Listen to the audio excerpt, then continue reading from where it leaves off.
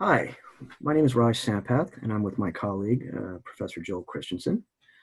We're resuming our conversation that we began in our first video, exploring questions of structural racism, systematic racism, systemic racism. We're thinking about society as a whole, but we're also thinking about our functions within a particular institution, which is higher ed. We're two faculty members in the American higher educational system. Joel, again, will briefly introduce himself before we move into our questions and tell you about his background. I'll do the same for those of us that are new to this series, and you'll see where we're coming from. The title of our first video was Systematic Racism, and you hear in the press today, and you hear by, especially in light of the BLM movements, the defunding movement, the responses to these police killings of unarmed Black people, men and women, you see this phrase systemic racism. Well, systemic in its direct definition means something that is inherent in a system. It's essential. It's so part of its structural core that the system can't live without that essential feature that's built into it. And for both of us, we talked about how that's racism in the American experience, in American society. But the problem with that phrase, although it's used ubiquitously, is that it is rather intangible. It's hard to look at actual intentions and cause and effect schemes within the system to see who's actually responsible for its perpetuation. So it's something ineffable and intangible. It's very hard to observe when you say something is systemic. Systematic, on the other hand, is something processual. It's the parts of a system. There's a sequence that links up. You can observe it. Something is unrelenting. It's systematic. Therefore, there's some intentionality. And there's a group and or groups of people responsible for the propulsion of what is happening, in this case, racism. So systematic for me, it holds people accountable if we can get to that level of analysis of how racism actually occurs in our society, and then as a microcosm in higher ed, what is systematic racism? What does it mean? That's what we discussed. We're going to get more specific today. What I want to ask Joel in my first question, and this will be the first part of our conversation, again, for about 10 years, but let's just say certainly from the 2012, 13, 14, that era to now, so before the Trump election, certainly after, many student movements driven by African American and Latinx predominantly, but then other minorities as well, intersectional groups, international student populations have now kind of allied and joined and brought up their issues about racism and xenophobia. But the initial impulse coming out of the African American and Latinx, the two most underrepresented student and faculty groups in higher ed. The phrase, the term that was emerging when they talked about institutional white supremacy, which is not exactly institutional white privilege, which is not exactly institutional white fragility. So we have three phrases at the institutional level, not just at the individual level. In predominantly white institutions, which means with a majority of white faculty.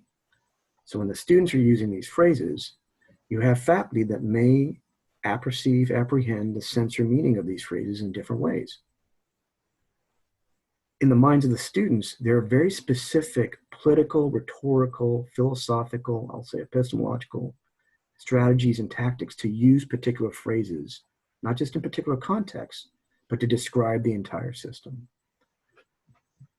Faculty who receive the phrases could think of different etymologies or maybe historical contexts in the past in which they saw those things manifest. So to be concrete here, most people, when they hear the word white supremacist, they automatically think of slavery or Jim Crow, or they think about mob lynchings. They think about whites acting with impunity.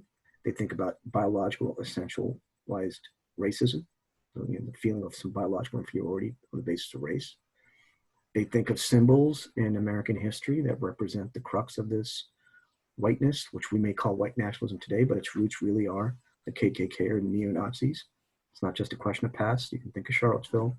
There's a very narrow conception of white supremacy is. And it seems like white privilege and white fragility would be the alternatives to something so severe or so specific when you think of white supremacy only in that way. We're going to try to question that assumption. We're going to try to go deeply. And I'm going to ask Joel now, when you've heard those phrases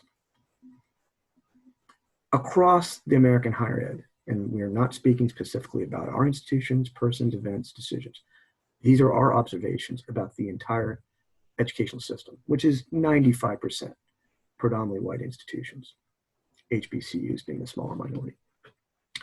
How do you understand those phrases today? Tell us what you think the distinctions are, however subtle they may be, or maybe the boundaries are a bit porous.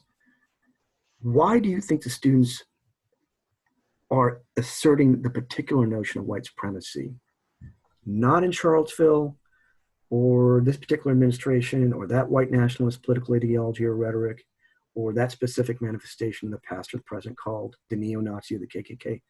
Why are they using that word white supremacy inside higher ed when in principle, we've never seen a white supremacist or a neo-Nazi? I haven't in 8 years and you haven't in 15. What do they mean? Why is it important that we understand and receive what they're trying to say in its original sense as intended? So, I'm really hesitant to read other people's minds, right? But I'll give an impression or my impression of how I think these terms are used and why actually it's important to use them. And to be honest, as you know, Raj, I've come on a journey in the way I think about using these terms and how far I'm willing to push it. I think, when I was an undergrad at our institution, I wouldn't have looked at it and said, there's white supremacy here. But I knew Black students and other non-white students who would have, but they may not have used the same language that students are using today.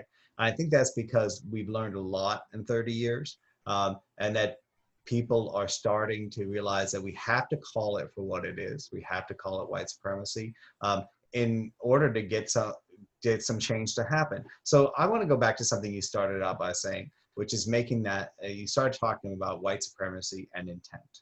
And I think one of the biggest changes that we've had in public discourse, and an important one that goes all the way from talking about white supremacy to talking about microaggressions, is that intent does not matter, right? If we have to think about the outcomes of our actions and about the effects of our systems. So when it comes to white supremacy, the way I think about it is this, right?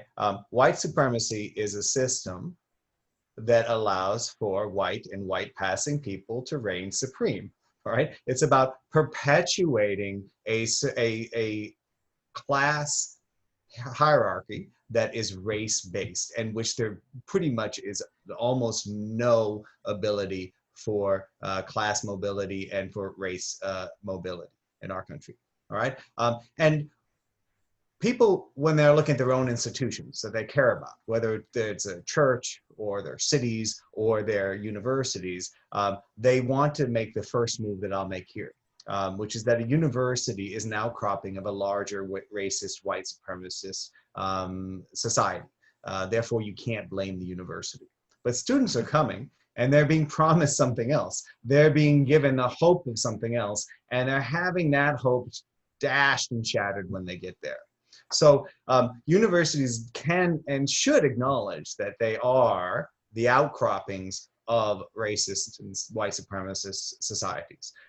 But that doesn't get us off the charge, right? That doesn't mean that we don't have systems that reinforce this and that actually perpetuate it, right? And there's something that happens in schools. In most of the top schools, there's good data out there to show that they're actually not engines of mobility.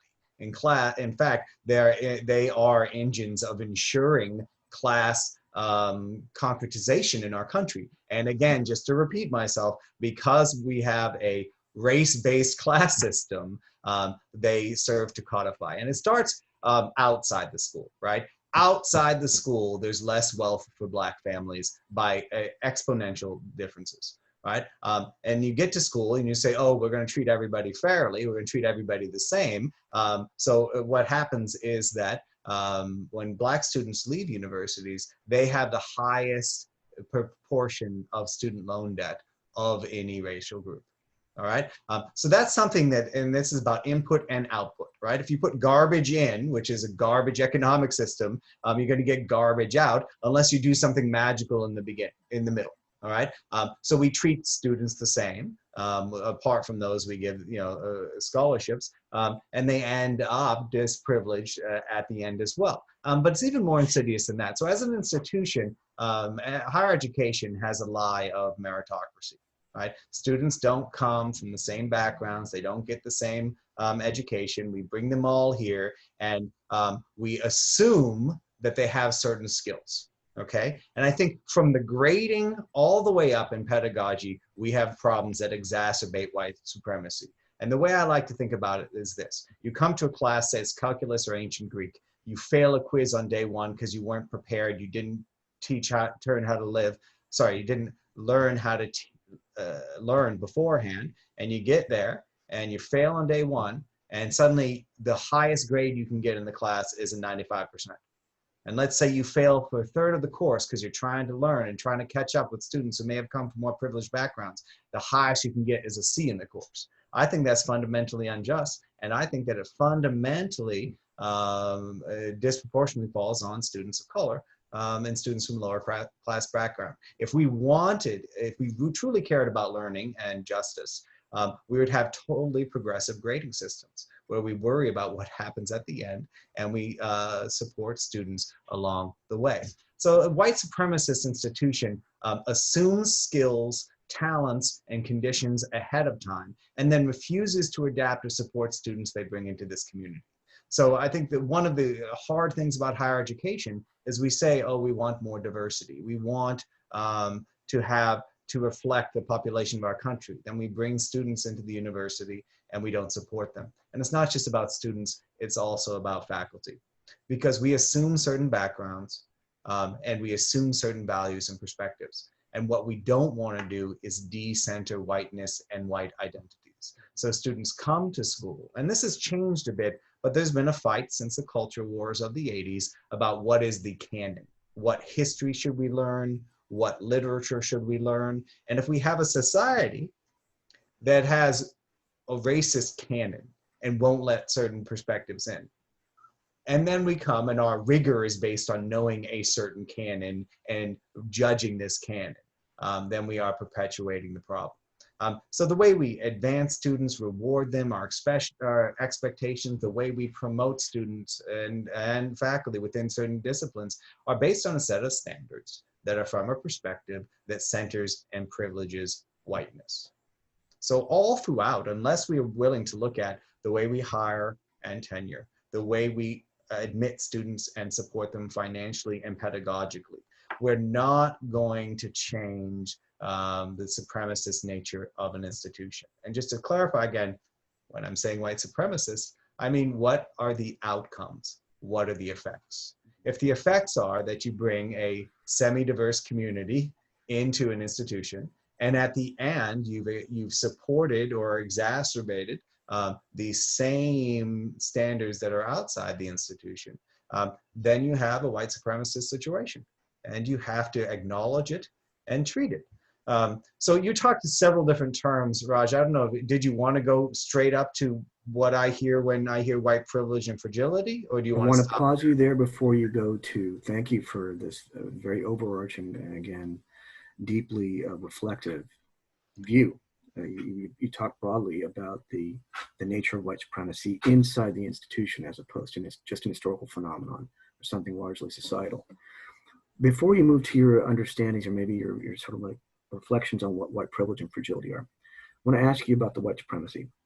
So in the predominantly white institutions, PWIs, where many within the majority, so I'm not going to cite everybody in the institution, let's just say many, I don't even want to say the majority, can say, you know what, I understand what white privilege may look like.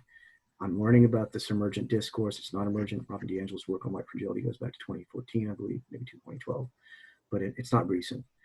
So we're learning about what privilege and fragility can mean, because that to me is a more sober and circumscribed way to talk about white liberalism inside higher ed, because 99.999% would be considered white, liberal, and anti-racist. So Professor Christensen, white supremacy, is that being hyperbolic? The pushback could be, well, look, let's look at the generational shifts again in our society, from millennials, quite frankly, the youngest of Gen X's, all the millennials, all the emerging Z, and what's following them now is the Gen Alpha. They are beyond a doubt nationally majority diverse, majority non-white. As the older generations pass, which obviously is less diverse, whiteness will become minoritized itself. Perhaps its eventual eclipse, given that multiracialism, once we get into that topic and maybe in a future session, your kids are multiracial, for example, we're looking at one of the fastest growing rates, which is going to complicate our whiteness and our picture of it, in contrast to, let's say, Western Europe or even Brazil, which is a separate case in Latin America. So if whiteness shrinks and diversity increases, and as you said, the crystallization of power in this race-based, class-based capitalistic structure falls in the hands of a minority, it's not even supremacy, it's apartheid. Yeah. As you would have gender apartheid in higher ed, because there are more tenured faculty, of course, who are white men than women for all kinds of reasons. And I want to get into gender equity as well. So is white supremacy an exaggeration for the existing majority? And some would say, yeah, because are you calling me a white? Let's say I'm a white person. I marched in the civil rights, and I got a poster of Martin Luther King up on my wall, and I teach my kids about anti-racism, and you're calling me a white supremacist? Let's bring it back to this generation of students of color. They're saying, yes, that's exactly what they're saying in their demands. I mean, so what is the difference between, for that white faculty, the difference between that and what move us into white privilege and fragility as a way that people contrast, because white supremacy is too severe of a term and they can't get their head around it. They don't understand what that means to be called out as such. Yeah, it's hard because when... Is it hard for you?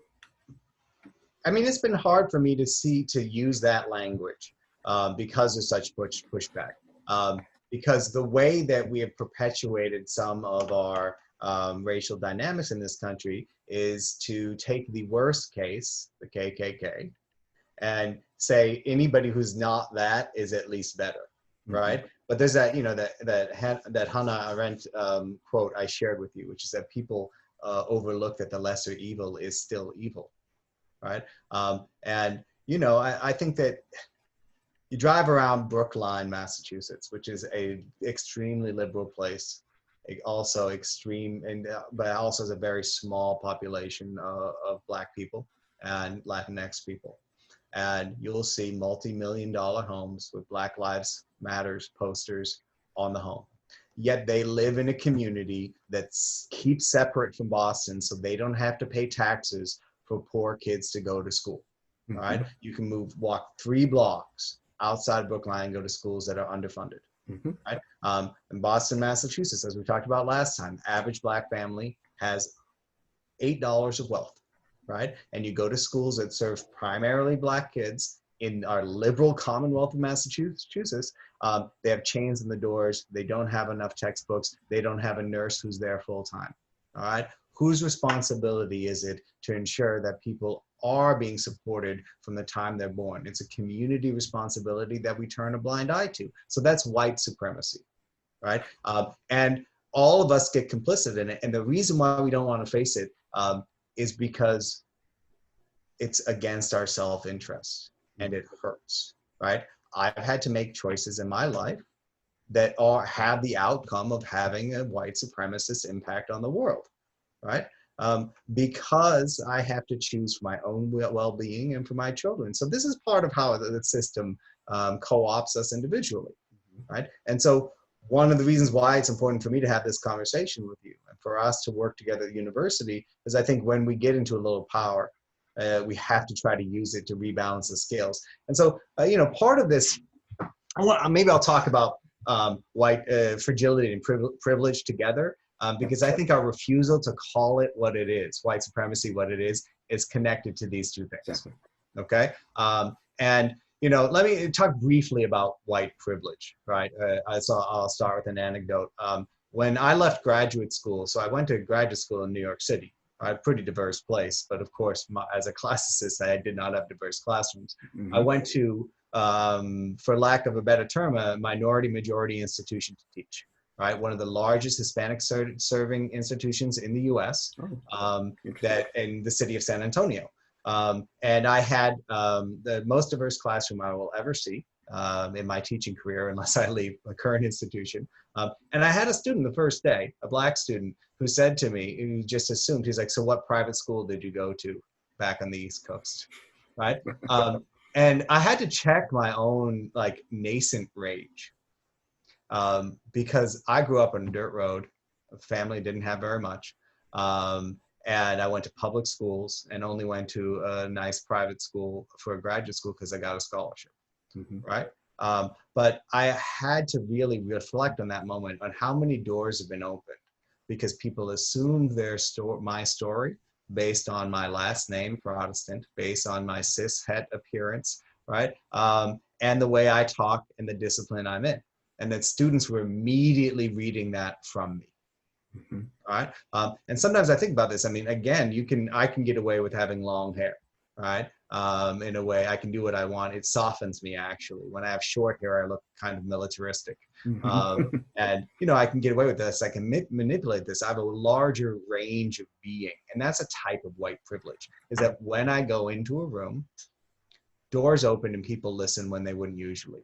And you mentioned that my children are biracial before. My wife and I have seen on many occasions. If I call and leave my name, we get callbacks from realtors and from banks. Not always the case with hers, which is hard for people to say. When we go into a restaurant, if I go in to talk to the concierge or to whoever, and I stand there and I look disappointed, we get seated faster and we get attention faster, right? These are just simple things. But I think one of our problems as human beings is that we don't see in the aggregate very well. We don't understand how little things over time can give you huge advantages. And some of them are ridiculous. Like there's research online about how having an earlier name in the alphabet can actually privilege you because like you get to do things faster or earlier in the course of schools. So imagine the impact of having a few more doors open, a few more people take you seriously along the way. Right? And so there's an institutional advantage. I have a confidence that's grown from being listened to all the time and people allowing me certain space to mess up and then to come in again. And there are a few other explanations I can see that I'm, 4 years at an institution and already chair of the faculty senate, right? A lot of it has to do with my gendered presentation and my ethnicity. So, Your race. yeah, yeah. And a lot of this, so we talk often about the advantages of white privilege, but we also don't talk about the absence of disadvantages. Mhm. All right. So as a white faculty member, and a male, I don't often have students coming up and sharing emotions with me. I don't have them taking up my time. I don't have students coming and looking for deep mentoring from me in the same way that I know faculty of color do. Okay. And I also know that I have, because of my white privilege, I have a confidence and a comfort in space that has allowed me over the years to get mentors without asking, to ask people for help, and to do things that other people may have been discouraged from doing. Right. So again, thinking in the aggregate, right? What this does is it gives you lots of advantage in fields in which the differences from one candidate to another are very small, right? And then there's, what do people think that a professor looks and talks like, right? So to go again to that student who was very interested in classics, who came to their first day and assumed my story. I'd gone to Phillips Exeter, right? I probably wore tweed when it got warmer, whatever he thought. He had this composite picture of what a faculty member looks like. And most of our colleagues have that, even if we don't acknowledge it. Somewhere in the back of our heads, we see an old white dude, right, or an aging white dude as having authority in our institution. And that's hard for people to shake, right? And Raj, I imagine you can think of stories in your life when you've probably slipped into the same thing, right? And so then what happens? So I have all this confidence, right? I have all this experience that confirms that I am right and belong where I am. And so white fragility is just a flip side of white privilege. It is that refusal to see the truth and that paroxysm of fear and grief that happens when someone shakes the truth, right? Right. In your Exactly. belief in meritocracy, right? We have this fundamental belief, especially in the US, that you got to where you are because you earned it. And part of the reason we have this is cultural discourse. It's a propaganda Mhm. that lets us believe that people who are suffering in some way suffer because they deserve it. right? And so immediate responses you can see that are reflexes of white fragility are the whataboutisms, right? And I've been guilty of this in the past. So people want to talk about the disproportionate effect of race in this country, and someone will bring up, well, what about social class? What about economic class? Mm-hmm. Right? Or if you talk about the suffering of Black people, oftentimes white women will say, well, what about how much women have suffered, right? And again, we can't take away from someone's particular experience and suffering. But when someone tells you their personal experience, and then especially with our colleagues, their professional expertise, and your first response is, what about me? Mm-hmm. That's white privilege, right? And your fear at not having your own story centered is white fragility. And this is why it's going to be so hard in our institutions, because to have them change and adapt, we need to decenter whiteness. Thank and you. that hurts. Thank you, Joel. I'm going to pick up on this really phenomenal insight you have about the decentering, because I think about this too. Analogs of this would be decolonialization of predominantly white institutions in the West, and quite frankly, in post-colonial societies. Well, and I wonder, I doubt, I have real fears that we can really decolonialize anything in the U.S. Right? Let's pause there, and we'll come back to that before we get. So this is great. This is a great kind of survey, and to use your language, meritocracy, utilitarianism, greatest good for the greatest number doesn't really look at the actual picture of who's oppressed and how many differential ways that occurs. But it's a doxa. It passes itself off as truth, logos, but in fact, it's an opinion masquerading itself as the only way to think about a social contract.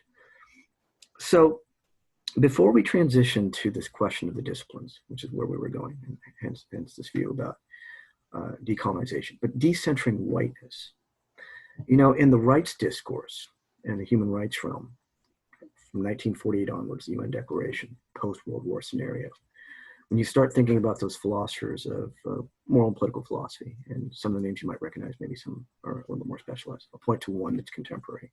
It's been so instrumental in framing a lot of the rights frameworks for the UN. Henry Shue is a British philosopher in the analytic tradition.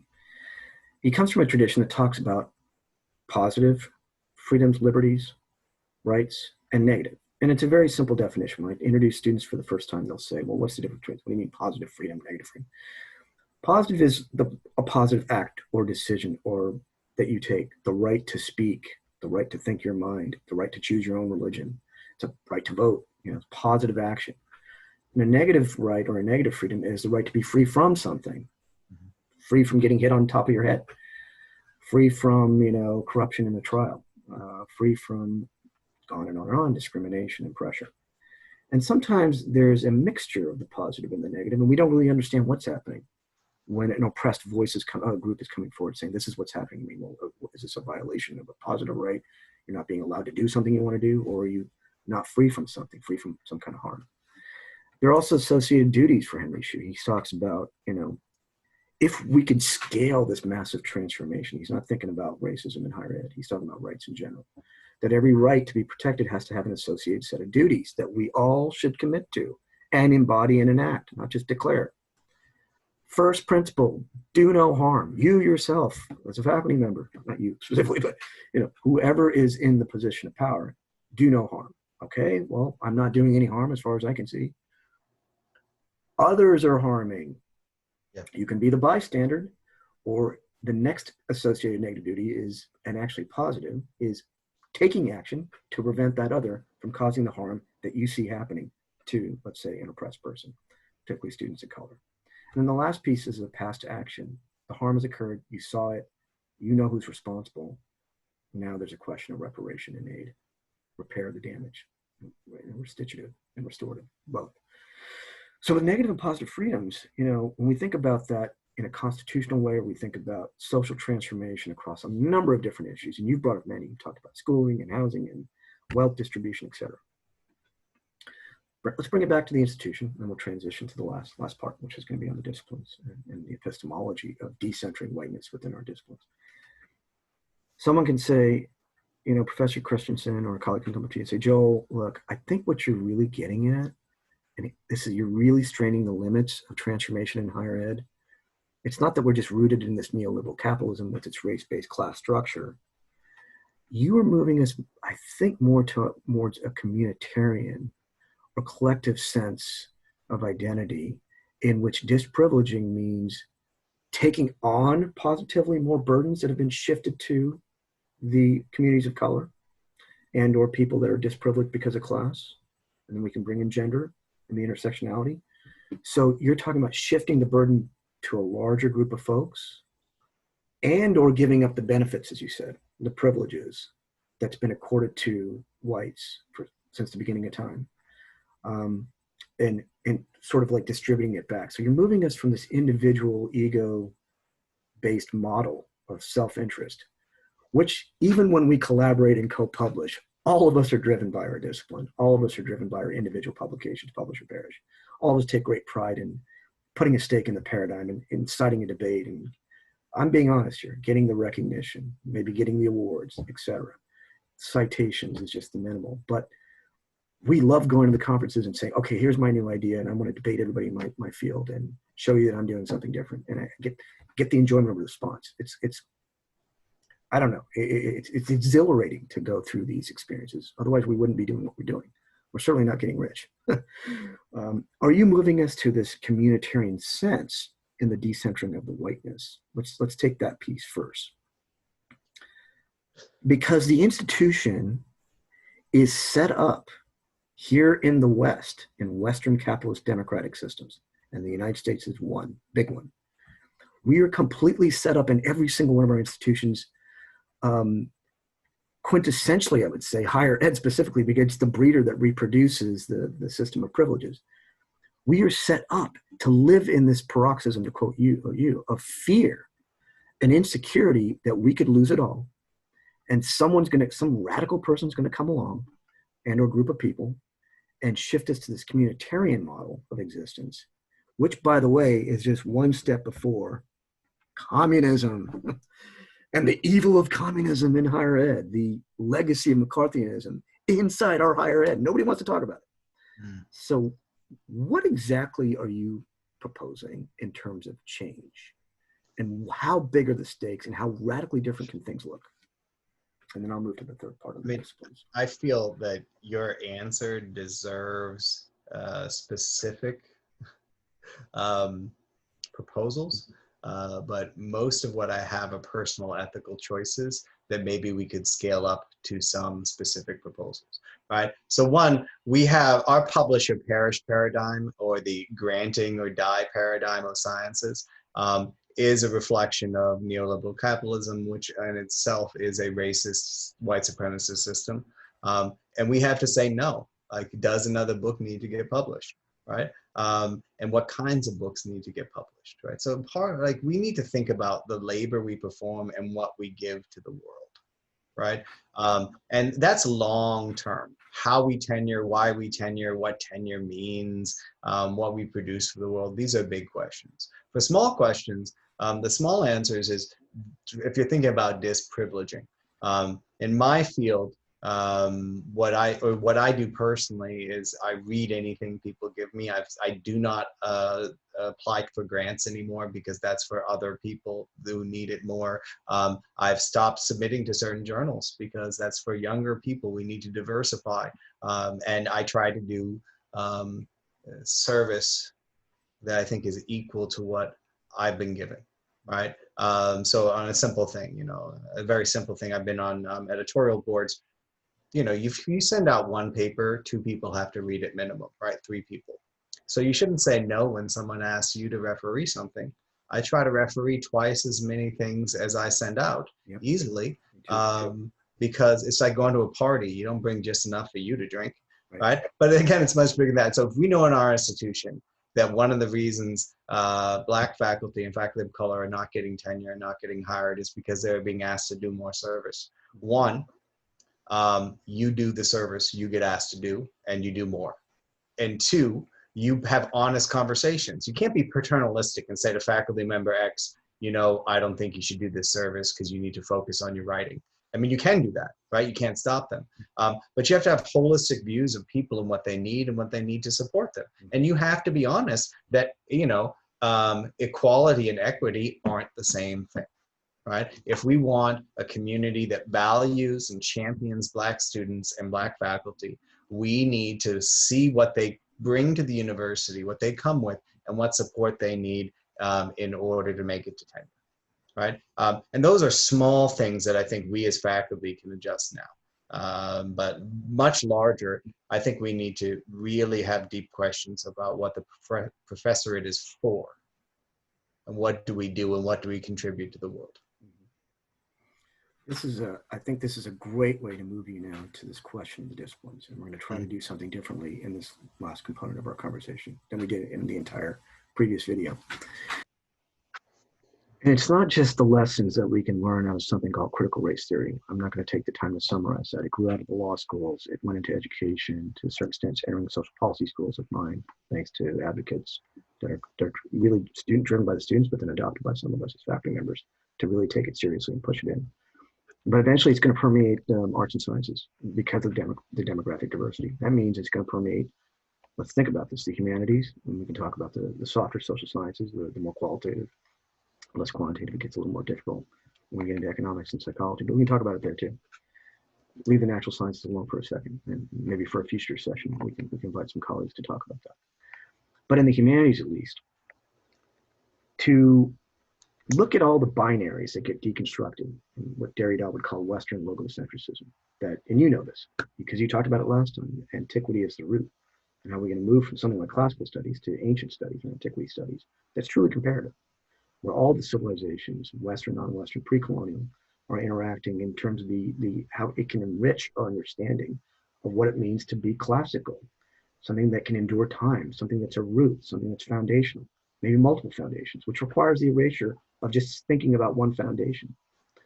But bringing it back to the interpersonal level for students and students of color entering into these realms that have been dominated by the white canon, white faculty within it, and the perpetuation of that privilege. You know, we talk about mind over matter, or mind versus body, or we talk about, you know, as Aristotle says, men provide the form and women provide the matter, setting up a gender hierarchy. You know, there's so many dichotomies that deconstructionists can look back at through the history of Western thought, Western metaphysics, Western science, Western languages that structure these asymmetries where there's going to be one group that's dominated. It could be by gender. We're going to talk about that. We're going to talk about race. Or it could be by race, whiteness versus blackness, for example. Students today are told, given the legacy of positivism, and in the humanities as well, that we prioritize critical thinking, we prioritize logical arguments, we prioritize a certain nature of discourse and the way you are supposed to inhabit and speak in a civil manner. We talk about rationality. We talk about the privilege of decentering your ego or subjectivity or self and take it out so you can achieve this dream of objectivity. We talk about analyticity, you know, the analytical quality of speaking and thinking and feeling. And yet what we've seen over the last 10 years, I've been a faculty member for 9, you got started earlier, even though you're significantly younger than me. But we've seen for sure a shift in the push by students. Once we move to just the sheer demographic, diverse question, quantitative question of how many faculty of color and how many students of color do we have among the least represented in these disciplines, to move it to the actual nature of existence inside the discipline. Questions of body, questions of inhabitation, questions of ability / disability, questions of, to use the capabilities approach pioneered by Amartya Sen and Watson Nussbaum and others, the ability to be and do and value what you have reason to value. So it's a question of values. So to bring in values and embodiment, not some superficial sense of diversifying the syllabi or mixing up the salad by, okay, I can get one token figure here. But in fact, the entire structure, the epistemological structure, I'm going to get into that. You know what that word means from its Greek. But the framing of the conditions of the possibility to know what you're purporting to know and think and feel. This question of embodiment, especially from the standpoint of the oppressed. And by that, I mean Du Bois's veil and double consciousness constantly being forced. Think about the schizophrenia that sets in. When you're passing into whiteness as a black or brown person, You have the veil up and you're constantly having to see yourself in terms of through the eyes of the other about yourself.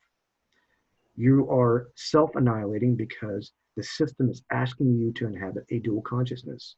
The one that's trying to break free and try to lift itself from the oppression, whether you're going to lift the veil or not, and the system that says, no, we're going to productize you into just one way of existing, being, and thinking.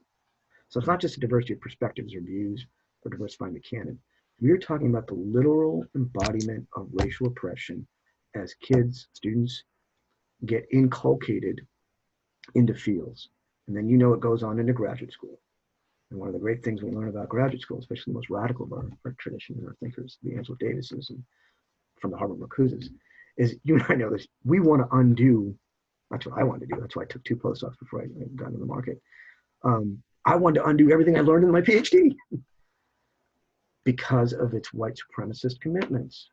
I mean, it's Hegel and Heidegger, and a guy like Derrida on the fringe, who's not exactly Eurocentric, can only go so far because, quite frankly, he is a part of that European construction, that Frenchness. So I was like, you know what? I'm going to go take another, in my own mind, PhD span of time to undo the first one so I can do the work I want to do. So I want to pause there. I really want you to give me some reflection. As far as you can tell as a white male faculty member, what you think or see students of color going through in your disciplines, the travails and the struggles, not because of any question of ability or capacity, but as you were saying earlier, because of background conditions and the unevenness or the lack of advantages coming in, but also having to navigate through the system, because I've taught some of your students in my comparative humanities courses. I can see the struggle is pointing to the possibility of creation and genius that can come out of your field, which rarely does, from quite frankly mine, because it's not diverse. So there are 2 very different conversations that you just started, right? The first is one about what do we actually teach at a university and what does a university education do for students? And we can be completely honest that most university educations prepare students to be part of the economic machine that will perpetuate their lives. Right? And if that machine is, in fact, a white supremacist machine, it's going to do the same thing. So the thing you just mentioned about students having the ability to understand how race is embodied, how experience is embodied and translated differently. I mean, we want everyone to come in and take a multi-course sequence on metaphysics, epistemology, and ethics that would bring in cognitive science and psychology as well as comparative philosophy. So if you want to build a learning program, or let's say a deprogramming learning system from the ground up, I'm game for looking at that. But that's a different question from how are the systems we have in place impacting the students who come to our schools? So for that question, I think it really, here's a place where I really find myself conflicted, because I know that good, compassionate teachers can make a world of difference when even the subject matter is problematic. So, in classics, especially at our institution, we don't get that many Black students, right? But when we do, they've had trouble outside of our classrooms and with some instructors. But at least one that we worked really closely with. And the thing is, we listen and we adapt to the learner. So I do not by any means want to downplay the experience of Black students coming to any institution. But I do think that one solution that can help to mitigate a lot of this is for professors to be compassionate, to listen, to grade or assess progressively, and to meet each student where he, she, or they are when they come to you. And I think part of the problem is the scale of our industrial education and the way we're trained to think about meritocracy and not to just sit and listen to the individual. For me, that's been where I think I've been successful.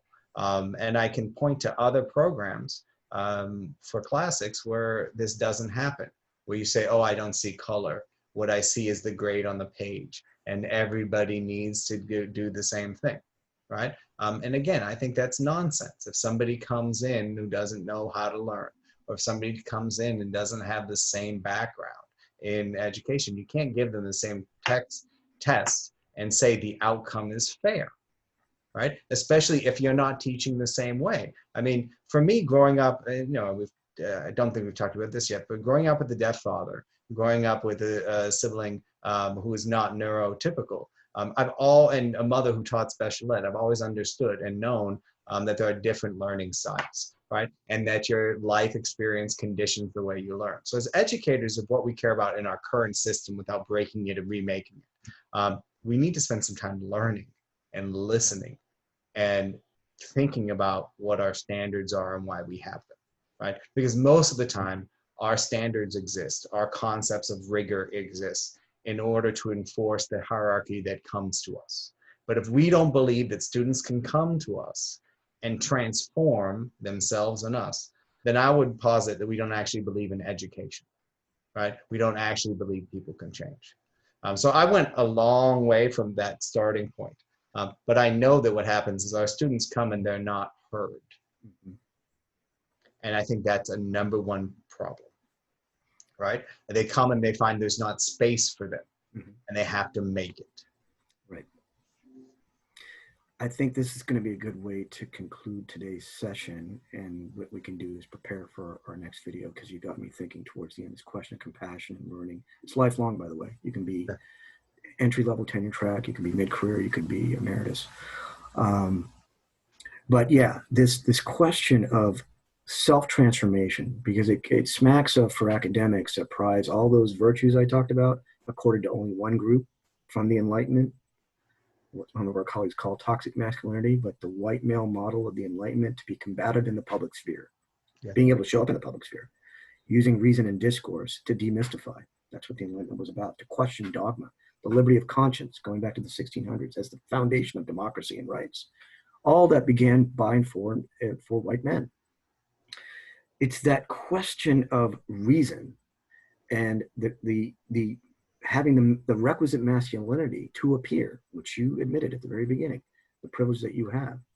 Well, I mean, not to interrupt, but at the core of Western philosophy, right, and what we've been taught, there's a problem of refusing to acknowledge, there's a problem of this assumption of truth and beauty as an eternal form. Right. Right. The form, Plato's forms. And that we're shaped by different aesthetics. And something I like, I don't want to draw it out too long, but something I always like to bring up is how we respond to different forms of art, right? So one that's simple is if you were raised on Shakespearean sonnets and someone gave you a haiku, would you recognize it as poetry? And what does it mean for your judgment of the world that you would probably reject it? Right. Exactly. And something else, but this is even more visceral. If you're raised listening only to music in a Western mode, right, and then suddenly you hear Middle Eastern or Indian music, exactly, it's offensive. It's not just that it's different. You're actually physically uncomfortable by hearing it because it doesn't match the sound intervals you're used to. Hence the fragility. Right. And so it bothers you. Right. And how do we teach people? So it's our responsibility, I think, as an institution, as teachers, to understand that. Like, how do we break our modes? Exactly. Right? But also, we're responsible for all the people we bring into our community. We have to train other students and staff to break their own modes as well and hear everything else. I think this is where radical critique can come in through the disciplines in the post phase. Postmodernism was from the 70s to the 90s when we were being formed.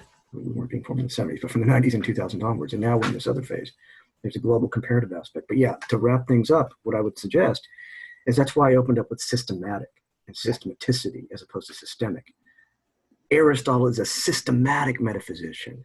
Hegel produced his system.